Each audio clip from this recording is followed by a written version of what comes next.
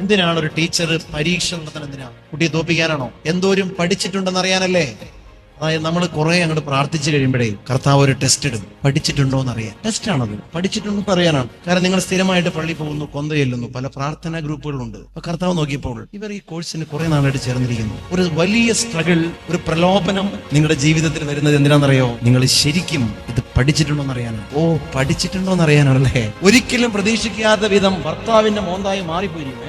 ഭർത്താവ് പ്രത്യേക. അപ്പൊ നിങ്ങൾ ഓർക്കണം, ഓ ഞാൻ പഠിച്ചിട്ടുണ്ടോ.